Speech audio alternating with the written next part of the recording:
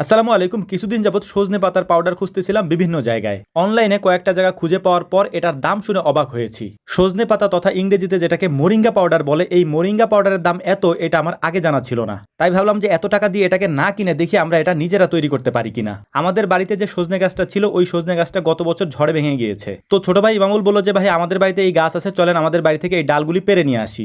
আমরা মূলত চাচ্ছিলাম এটাকে একেবারে ফ্রেশ ভাবে তৈরি করতে, যাতে এর মধ্যে কোনো ভেজাল না থাকে। এর পাশাপাশি আমরা আমাদের এখানকার পুরাতন যে গাছগুলি আছে সেই গাছ থেকে এটা পারার চেষ্টা করতেছিলাম। এটার কারণ হচ্ছে হাইব্রিড যে গাছগুলি আছে, ছোট ছোট গাছ, সেই গাছ থেকে আমরা সজনে পাতা সংগ্রহ করব না। তাছাড়া এমনিতেও আমাদের এদিকে হাইব্রিড জাতের ওই ছোট ছোট সজনে গাছ নেইও। তো যাই হোক, আলহামদুলিল্লাহ পর্যাপ্ত পরিমাণে পাতা দেখে ওই সব ছোট ছোট ডালগুলিকে আমরা ভেঙে নিয়ে এসেছি। এখন এই ডালগুলি থেকে পাতাগুলিকে আমরা আলাদা করে ফেলবো। এই সজনে পাতার পাউডার অর্থাৎ ইংরেজিতে যেটাকে মোরিঙ্গা পাউডার বলে, এটার উপকারিতা অপরিসীম, যেটা আপনি জানলে অবাক হবেন। বিশেষ করে গ্যাস্ট্রিকের সমস্যা, কোষ্ঠকাঠিন্য এবং পেট এবং পাকস্থলীর যত সমস্যা আছে তার এক মহা ঔষধ এই মোরিঙ্গা পাউডার। এখন আমি যদি এর উপকারিতা সম্পর্কে আপনাদেরকে বলতে যাই তাহলে হয়তো আমার এই ভিডিও শেষ করতে পারবো না। ইউটিউবে এ সম্পর্কে অনেক ভিডিও রয়েছে, যে ভিডিওগুলি দেখলে আপনি জানতে পারবেন যে এর উপকারিতা আসলে কতটুকু। তো যাই হোক, আমরা আমাদের কাজ নিয়ে কথা বলি, কিভাবে এটাকে আমরা তৈরি করছি সেগুলি আপনাদেরকে দেখানোর চেষ্টা করতেছি এবং বলারও চেষ্টা করছি। গাছ থেকে ডাল সহ পাতাগুলিকে পেরে আনার পর, ডাল থেকে পাতাগুলিকে আলাদা করার পর এগুলিকে সুন্দর করে আমরা ধুয়ে নিচ্ছিলাম। ধুয়ে নেওয়ার পর একটা জালিতে এগুলির থেকে পানিটা আমরা আলাদা করে ফেলছি। এখন এটাকে আমরা কড়া রোদে শুকাতে দেব।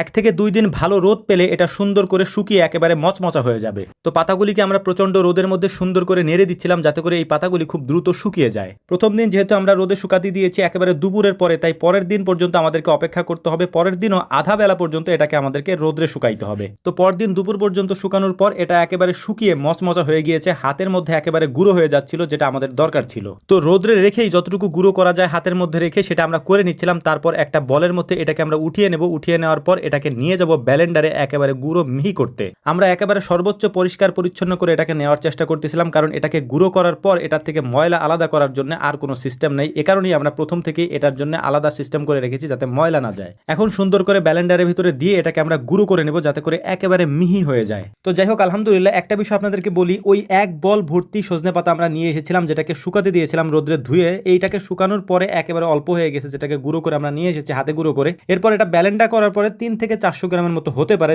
যেটা আমরা